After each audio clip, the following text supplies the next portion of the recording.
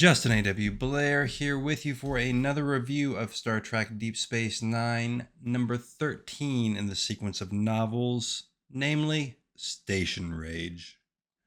Station Rage by Mrs. Diane Carey. Station Rage. I'm in a station rage. I am bedazzled, I'm befrazzled, I am bespangled, I think. I don't know. I'm in a rage, and in a rage you can't think clearly. This book started out written in such a way that I thought, I'm not wasting my time reading this. This is good. This is strong. It's pert. It's pert prose. This prose is perfect. This is perfectly pert prose for genre fiction. Written really well. Some lines that as a writer myself, I think to myself, I envy that. That's when you're dealing with something good. When another writer reads another writer and says to themselves, I envy that line. Good line, writer, fellow writer. I like that. Carrie, Diane, I'm not on a first name basis with her. In the first 70 to 80 pages, really rekindled my belief in the Deep Space novels and the Deep Space Nine novels, and the belief that these could be really well written and enjoyable. And I will say, much more so than the Laertian Gamble, which was a farce of a novel. This held my attention, read quickly, and is a soft recommendation from me in terms of the Deep Space Nine novels. Now, if you're not already trapped in this strange wormhole, which I am trapped in, reading Deep Space Nine novels from the mid 1990s to the late 1990s in the year of our Lord 2025, then flee, run from the station rage, which is the reading of old Deep Space Nine novels. However, if you are strapped in, if we are Warp 9 along with me, rocking out through the Alpha Quadrant, reading these books for no apparent reason, then I'll recommend this one if you're just picking, if you're a la carte, if you're not, if you don't have the willpower, the mighty willpower of the High Ghoul and of myself, Justin A.W. Blair, and if you are not willing to read from number 1, Sanctuary, I think was called, all the way through to the end, which I plan on doing. If you're just going to pick a few out, hey, I'm just going to pick a couple of the gems out, you say to yourself, I'm going to tune into Justin A.W. Blair's YouTube channel and let him select the gems for me, then I would say, so far, a soft recommend on this one. Now, in my notes, I say to myself, some of the best writing line for line, beautiful prose, but remains fast reading. Pert prose. I don't like long commercials in the middle of a YouTube video, so I'll get to the point quick. My own novel, written by me, Justin A.W. Blair, entitled The Haunt on the Island of Esmer, is out, available on Amazon. You can buy it in ebook or paperback format. It is inspired by Malazan, A Song of Ice and Fire, and The Black Company. Epic novels in that vein. Take a moment, check it out. Broad view for a second, and this is a problem with a lot of the Deep Space Nine novels. I believe that this novel was probably written rather quickly. Genre writers back in the day, they don't make any money, hardly. None of us make any money anymore, apparently. But back in the 90s, those halcyon days of the 90s, people would write a quick genre novel, make some money. Maybe they didn't put heart and soul into it, but they could do a good job. And I think that Diane Carey probably was a decent writer, is a decent writer. I don't know. She seems born to write this. She knows Star Trek. You can tell. She seems to, anyway. If not, she's fooled me. She seems to know the franchise, and I'll point out a couple of passages where you can really see that she does. She seems to not only know the Star Trek franchise, she seems to know Deep Space Nine, and it shines through, and it guides the reader through, and is a lot of fun. It's well done. But whoever edited this didn't do a fair job for Carrie or the readers. A writer's first draft is going to have mistakes, inevitably. And it's the job of the editor to check that, to fix that, to make it better. And what I have noticed in most of these books, I do not think the editors were really on task. Off task, and you know what it does? It puts me in a station rage. Now, station rage, you say, what's going on? Why is everyone in a rage on the station? They're not really. I don't even know why they called it that. So I might do a little close up in the editing here, but you got a Cardassian Skeletor type guy here, and a not so great representation of Kira Nerys here, though better than some, as we've seen in the past. The plot. It actually starts out, it's a great idea. Odo and O'Brien are down in the bowels of the space station. I don't remember what they're doing, but they're looking around for stuff. Maybe to fix some stuff. I don't know. But they essentially wander upon a tomb of Cardassians. And they call in Cisco and they call in some other people. Check this out because it's crazy. What are these skeleton-looking Cardassians doing? This is treated perhaps with not the steadfast command decisions that it warranted. Cisco's kind of like, I don't really know what to do about this, because if I tell the Cardassians, they're going to be like, start a war because they want their skeletons back. They'll accuse us of, robbing bodies or tombs or whatever.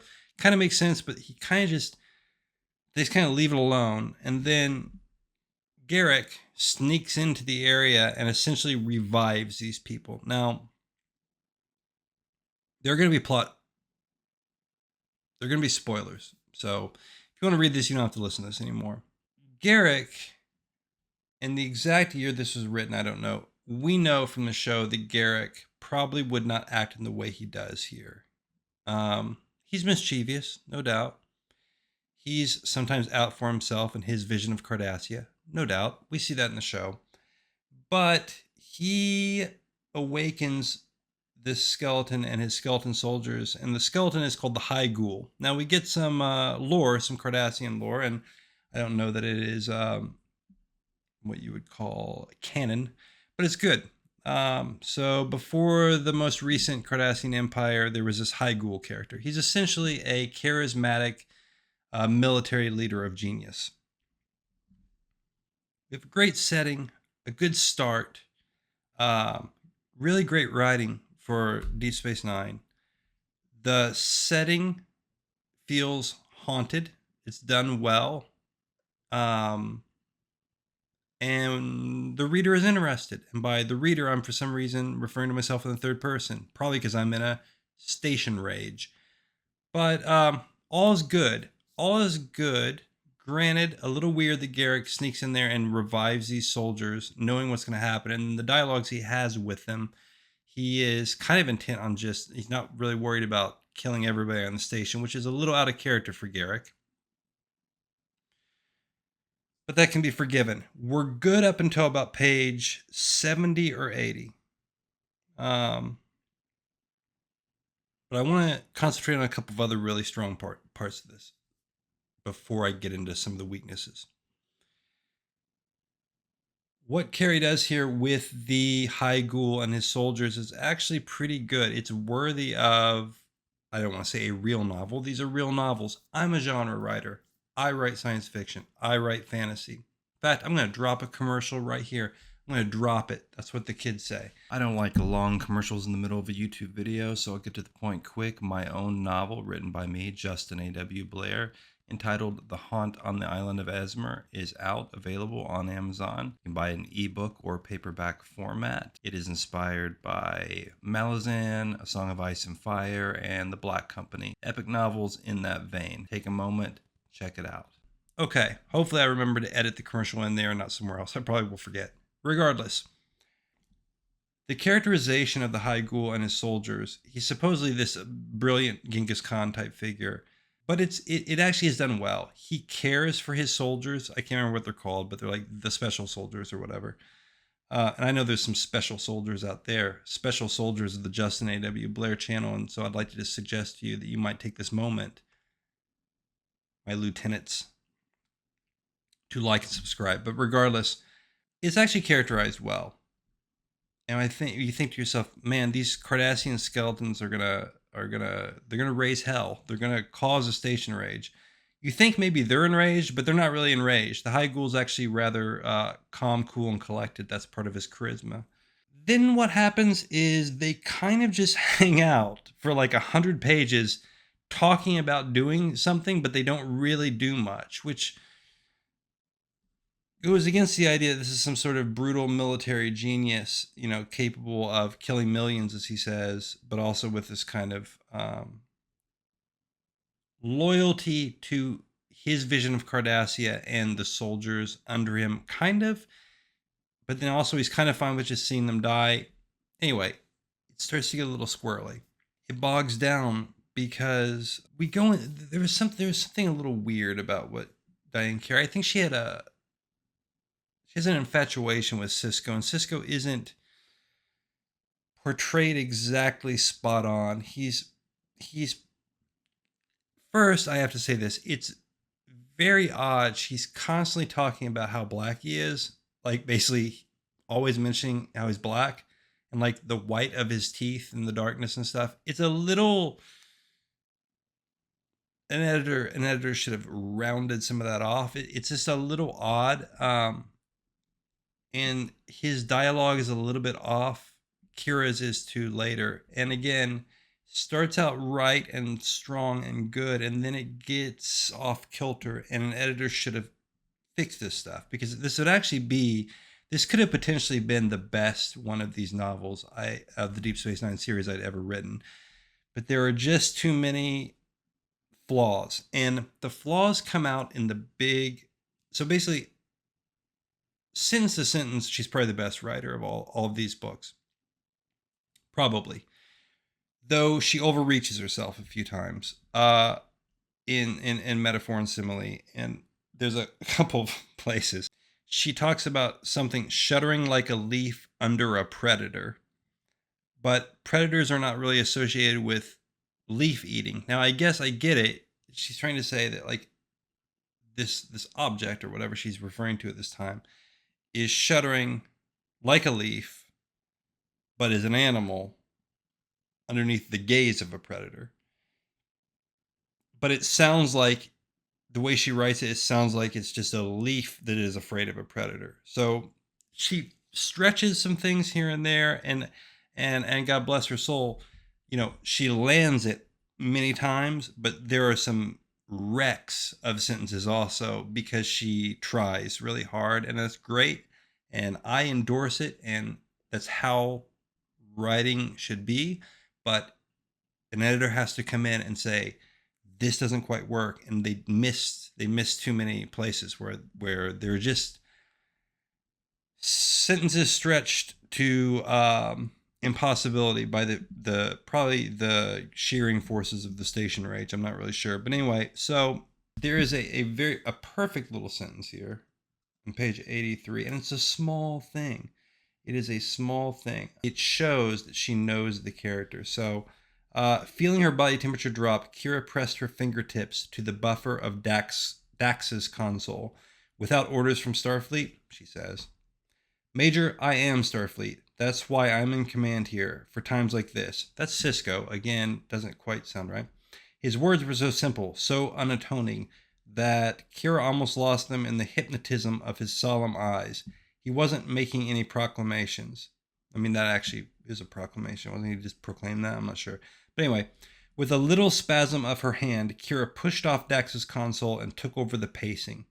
This is a fine time for things to be going haywire all over the station, she ground out. Okay, so, but that moment where Kira pushes off at the station, or the console, I've seen that acted out in Deep Space Nine. I thought that was a brilliant little descriptor of the physical action alongside of dialogue that worked really well. I could see it perfectly in my eyes, and I think she had studied the show enough to see that gesture that the actress who portrays Kira Nerys in the show, makes really good. Really, really good. Perfect for what a genre novel in a franchise should be. It is describing something that we already know from that character. It's perfect in terms of characterization. It starts to get bogged down fairly early on, especially with Cisco. There's a lot of the POV. The POVs are not particularly close. If you're a writer, I think you'll understand what I mean by that. And if you're not, don't worry about it. But we do get inside the heads of characters, but it's a little bit more, it's not omniscient exactly, but it's a bit more removed. And a lot of it hinges, though, on Kira observing Cisco. And again, there is just, I feel like we're seeing something of the author's own infatuation with the Cisco character that ends up not quite ringing right to me. And frankly, just is not characterized exactly right either. Not terrible, not a reason to hate the book, but not exactly right. We start to get worse and worse, so as we go. So we have a plot point where Odo. Okay, so this is a major thing I want to talk about. The High Ghoul doesn't really do anything besides hang out for a while and talk to his soldiers and like kind of plot to do things. He eventually sets a trap for Odo because there's a skirmish and he sees that Odo is a shapeshifter, but I'm not exactly sure why he would know what a shapeshifter is because the High Ghoul has been in stasis for 80 years. And I don't know that shapeshifters were in the Alpha Quadrant before the wormhole. I don't know. I don't know. But he lures him into an elevator and then basically injects him with these pellets of highly destructive material, which if he reverts back to his gelatin form or whatever, will automatically set off basically a nuclear explosion and destroy everything. Now, first, and here's the thing that's interesting about this. It doesn't really make sense that he would do this because he doesn't want to destroy the station, and we know that because he has the opportunity to do so and to kill everybody, but he doesn't do that, which makes us kind of be like, oh, maybe he's kind of a nice guy. But also it's because he wants to keep the station, kind of because he's reclaiming it for Cardassia. The High Ghoul just woke up from a long sleep, you know? It's not exactly clear on what he's doing, but he has big plans. He's going to set the Klingons against the Romulans, against the humans, against this, that, and the other thing. But he sabotages Odo, somehow getting his hands on this extraordinarily dangerous material. Somehow, it's not really explained how. And then injecting it into him. And then this creates the plot point where Odo can't turn to gelatin, so he can't rest, so he gets really tired because he's supposed to turn gelatin every 16 hours or so. It seems like this is fit in there, though, to say that he also can't do Odo things, like shapeshift his hands into knives and stuff. And it seems like they're trying to clear up a problem, which is a problem in the entire show. And we see early on, like the first episode, where Odo just like throws his hand out and it becomes a sword or something. And I don't know. Or some later in the show, some other shapeshifter shows up and like stabs some guy with a knife hand or whatever. And he's like, oh, he turned to fog and all that kind of stuff. You'll remember if you remember the show. But Odo also does some crazy stuff with his body. He's able to move around, do all kinds of stuff. He the scene I'm thinking about in the first episode is where he stops some sort of thief. And this does cause a problem, doesn't it? Because Odo is, in a way, if he wants to be, an extraordinarily deadly weapon at all times, which then would cause a problem for what's going to happen in this book, which is about 12 Cardassian skeleton type people are going to fight people on the ship. And somehow this planting of bomb pellets in Odo is supposed to stop him because he gets tired. That also is supposed to kind of stop him from being able to do things, I guess. It's a little unclear. It's not great, but it's a problem that I think maybe is a fundamental problem with the show that maybe should have been dealt with in a way to say Odo can't actually just like throw his body out into crazy ways all the time, or it should have expended something from him, because otherwise, frankly, there's a lot of times in the show where he could just do that and disarm a situation immediately, but that doesn't happen. The High Ghoul makes a lot of speeches, and then, but it's again, I don't want to get down on this one because this one's actually pretty good. They flood the station with radiation, but it's a fake. It's not real radiation. During this time, another Cardassian that knew the High Ghoul, he's old, but he's somehow still alive, and he's rocking out. He was working in an office, and he has kind of a friend of his that's close to him, just like the High Ghoul has a second in command that's close to him. There's a mirroring there. It's good writing, fine. This guy's coming along to the station to blow everything up, this other Cardassian, because he was the one who actually put the High Ghoul in stasis and then never took him out, and also took his 2,000 elite troops back in the day and basically killed all of them. So and then he did that to seize power or something, but for some reason he failed, and so he's just like an office worker, but he's also in command of a gigantic warship, and also he's able to shut down all communication around the space station so that Sisko can't ask for help from the Federation. And he's coming to kill the High Ghoul, but he's also going to kill everybody in Deep Space Nine and destroy the station in order to hide evidence that the High Ghoul was ever found. Okay. So we got that going on, and it's fine. It kind of works. It's not a problem. There are other problems, and I'm not going to actually get into all of the rest of this book because this is going on long, but also because I really do genuinely think that you might enjoy this one. I don't want to give away everything. So I'll just make a few more notes. The chapters were a bit long. Again, we have some examples of some sentences. There are some beautiful sentences in here, actually, but we have some examples of sentences like the following. It was time to drive this drama forward to the next poignance. I just wrote do what? ? That doesn't quite work, does it? But, we try. These hardcore elite soldiers, they're the best of the best, basically have a fight with Sisko, Odo, and Kira, and somehow Sisko is just like raging out. He's the one in the station rage, I guess, and it's not the skeletons. I don't know. It's like the skeletons and Sisko. Everybody's in a station rage. I'm in a station rage trying to explain this to you. But anyway, they're just like not good at fighting, basically. They get beat up by Kira and Sisko, and Odo's not even fighting. He's just tired, so he's like leaning against the wall. But it's all a trap, and then somehow High Ghoul also captures them, but he loses like 6 of his soldiers doing it. Like Sisko and Kira just kill all these people, which again is a little weird. There's kind of an explanation of how the phaser is kind of on stun, but it dissolves them. But because they're like dehydrated from being in stasis, it dissolves them. Look. Give a little, take a little. Doesn't make any sense, actually, because they're running around. I don't think you could do that if you were a dehydrated mummy Cardassian. But we do something called suspending disbelief sometimes. And as long as we're not pressed too hard on that, we are happy to do it. Fighting mummies was not my issue. It was that these are elite fighting mummy Cardassians, and they're supposed to be really good at fighting. And they just get their asses whooped by Sisko and Kira. And Odo, who's not even doing anything, he's just kind of standing there. But anyway, it's all a ploy somehow to trap them, which I'm not even sure why they need to trap them again, because it actually makes no sense, really, when you think about it. Because then the High Ghoul, loses a bunch of his soldiers to trap them, but then he just stabs Sisko in the heart and kills him.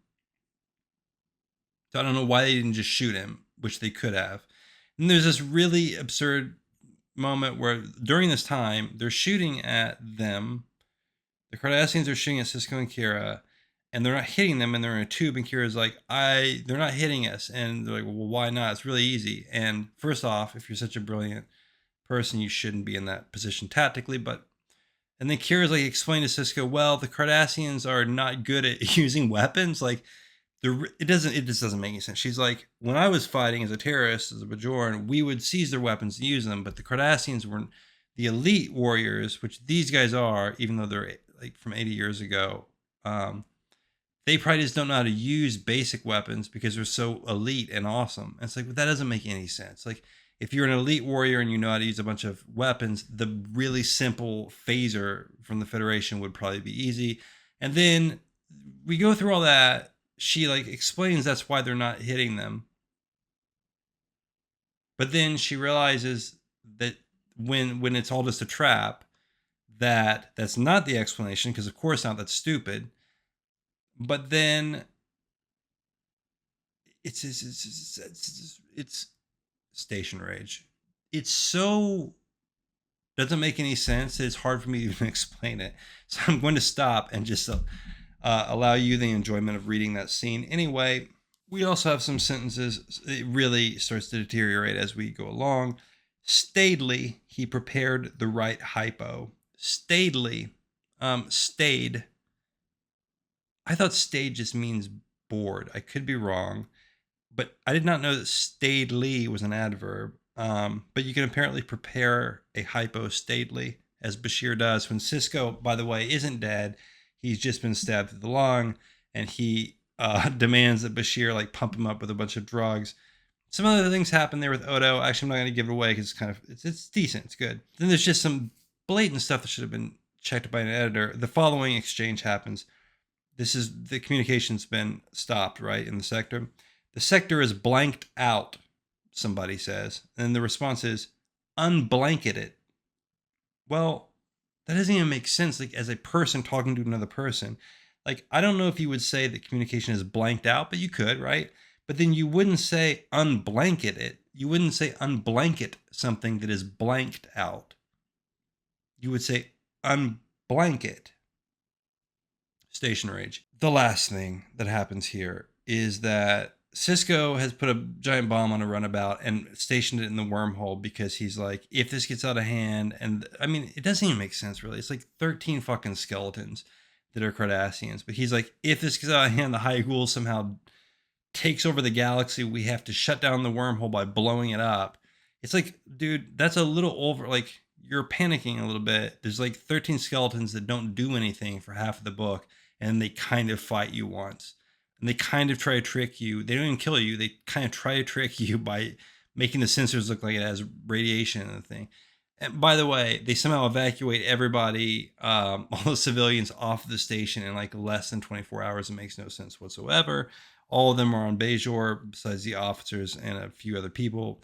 The Cardassian Skeletors, they do kill some people, so they're like, they are dangerous and all that. The problem is this. Cisco has told Kira beforehand, very early on in the book, that he's going to put the bomb runabout in the wormhole to shut it down.